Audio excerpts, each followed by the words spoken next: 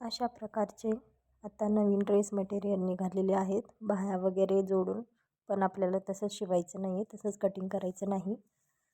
तर ह्या ड्रेसच्या मी बाह्या, मागची बाजू, पुढची बाजू सगळं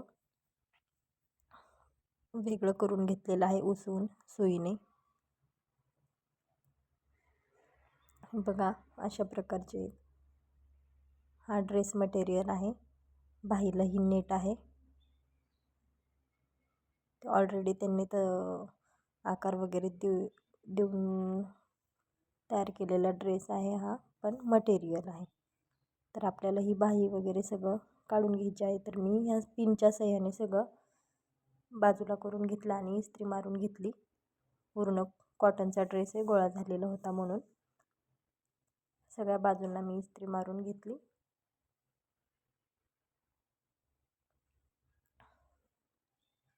तर आता पुढची बाजू आपण अशा प्रकारे घेऊन मधोमध त्याची घडी करून घ्यायची. मी तशा प्रकारे घडी करून घेतली, हे बघा.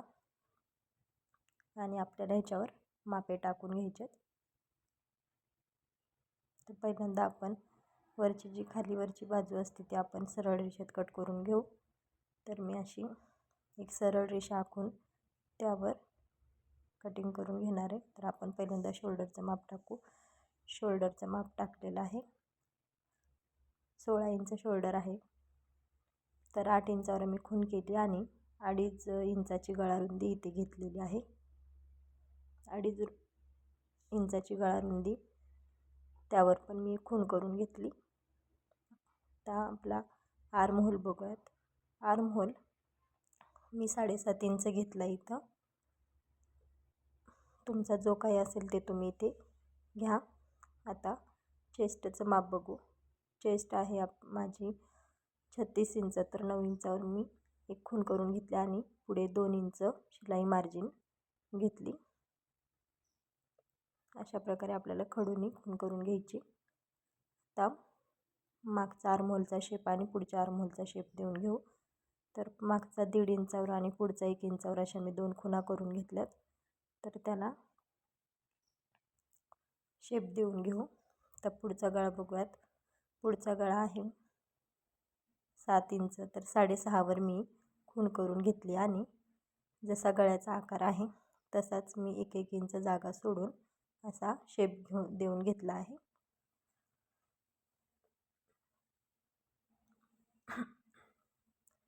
मागच्या मुंड्याचा आकार दिला मी, मागच्या आर्महोलचा, आणि पुढच्या पण आर्महोलचा आकार देऊन घेतला.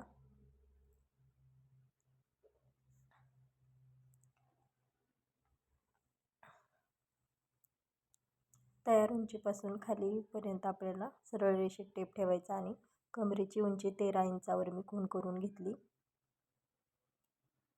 कमरेची उंची 13 इंच आणि हिपची उंची आपली 19 इंचावर, म्हणजे आपला तिथे कट येणार आहे.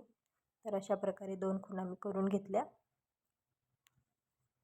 आता कमरेचं माप बघूयात. कंबर 32 इंच आहे. तर 8 इंचावर मी एक खूण करून घेतली आणि पुढे 2 इंच शिलाई मार्जिनसाठी 2 इंच घेतले. हिप राऊंड आहे आपला.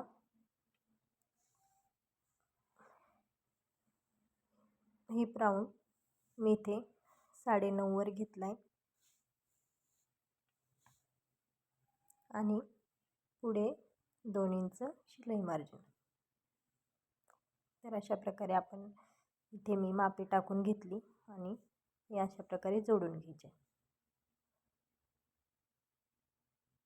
ते मी जोडून घेतलेलं आहे. आणि इथे आपण जे माप टाकलं होतं तेच आपल्याला खालीपर्यंत तसंच माप टाकत जायचं आहे आणि एक सरळ रेषा आखून घ्यायची आहे. अशा प्रकारे मी वरचे जे माप होतं तेच खालीपर्यंत टाकले आणि सरळ रेषा अशी जोडून घेतली. आता हे मी कटिंग करून घेणार आहे. तर पुढे 1-1 इंच मी वाढवून घेतला आहे लुझिंगसाठी, कारण हा कॉटनचा ड्रेस आहे त्यामुळे लुझिंगसाठी 1-1 इंच मी वाढवून घेतले. हे बघा, लुझिंगसाठी 1-1 इंच वाढवून घ्या किंवा अर्धा इंच वाढवून घ्या, म्हणजे पुढे फिटिंग वगैरे होणार नाही, असे प्रॉब्लेम येणार नाहीत.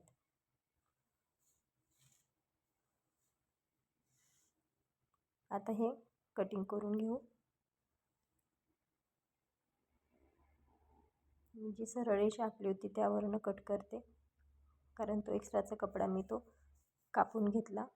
आणि अशा प्रकारे जी आपण मार्किंग करून घेतली होती त्यावर मी पूर्ण कटिंग करून घेणार आहे.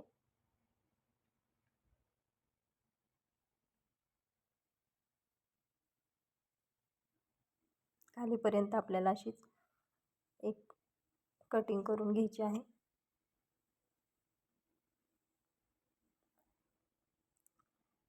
इथे गळ्याचा जो शेप दिला होता मी त्यावरच मी कटिंग करून घेणार आहे.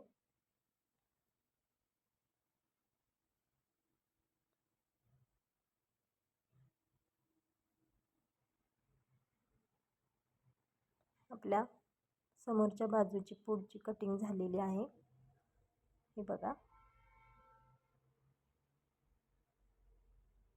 आता मागचं कापड मी 2 असे फोल्ड करून मागचं कापड घेतलेलं आहे, मध्यभागातनं घडी घालून.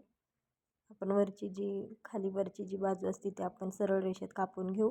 अशा प्रकारे मी एक सरळ रेषा मारली आणि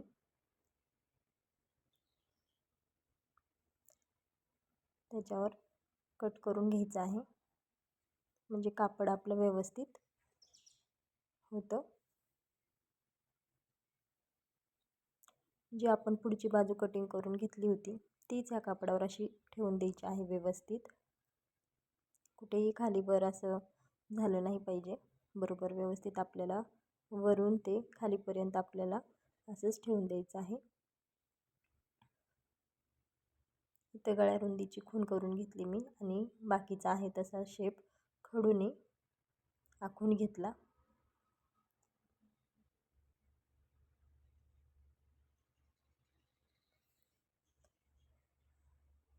तर आहे तसा मी खडूने आखून घेतलेला आहे तो आकार. त्यावर आपण पहिल्यांदा गळा बघूयात. मागचा गळा 5.5 इंचाचा आहे, 5 इंचाचा आहे, तर मी 5.5 इंचावर एक खूण करून घेतली, अर्धा इंच वाढवून. आणि इथे बॉक्स तयार करून घेतला आणि गोल गळ्याचा इथे मी आकार दिला. तुम्हाला जसा गळा हवा आहे तसा तुम्ही इथे काढू शकता. हे थोडंसं पुसट दिसते, त्यामुळे याच्यावर थोडंसं डार्क करून घेते आणि असंच आपल्याला हे कटिंग करून घ्यायचं आहे.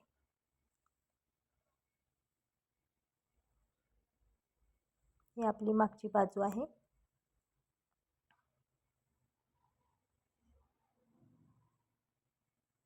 अशा प्रकारे आपण ते कट करून घ्यायचं आहे.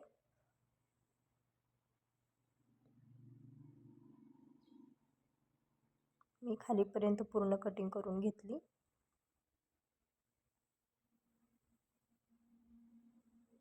मागची बाजू पण इथे तयार झालेली आहे.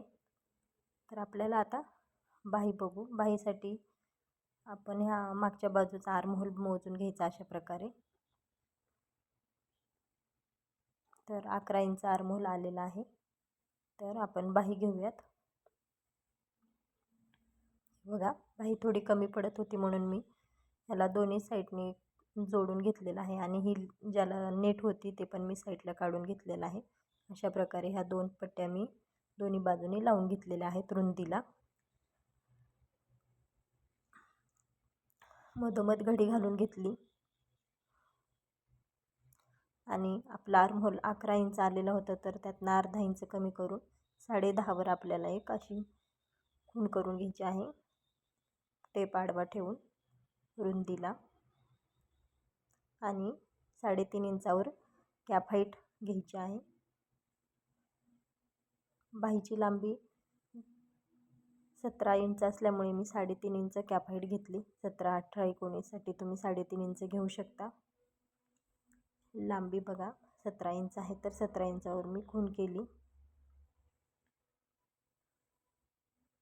आणि दंडघेर नाहीच आहे हा, बाहीची लांबी जास्त आहे. बाहीची रुंदी बघूयात, तर 6 इंच आहे आणि त्यामध्ये 2 इंच मी एक्स्ट्रा घेतली. अशी आज 8 इंचावर मी खूण करून घेतली आणि आपल्याला सरळ अशी कॅप हाईट आणि हे असं जोडून घ्यायचं आहे तिरक्या रेषेत. तर बघा मी असं जोडून घेतलेलं आहे आणि आपल्याला इथे बाहीचा शेप देऊन घ्यायचा आहे. तर अशा प्रकारे कॅप हाईटची जिथं उंची आलेली खूण केलेली तिथून आपल्याला असा वरती शेप देत जायचं आहे बाहीचा. तर बघा अशा प्रकारे मी इथं बाहीचा शेप दिलेला आहे. तर हे पण कटिंग करून घेऊ.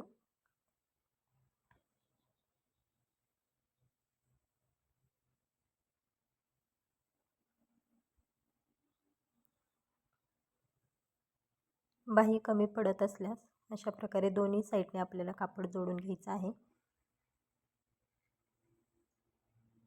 आणि अशा प्रकारे बाहीची आपली कटिंग झालेली आहे. तर पुढचा आर्महोलचा आपला शेप राहिलेला आहे, त्यामुळे दोन्ही बाह्या एक सरळ आणि एक उलटी अशी एकमेकांवर ठेवून देऊ आणि पुढच्या आर्महोलचा शेप देऊन घेऊ. तर अशा प्रकारे थोडासा अर्धा इंच अर्धा 1 इंच खाली घेऊन आपल्याला पुढच्या आर्महोलचा शेप द्यायचा आहे. तर अशा प्रकारे मी पुढच्या आर्महोलचा पण शेप दिलेला आहे. तर आपले ड्रेसची पूर्ण कटिंग इथे झालेली आहे.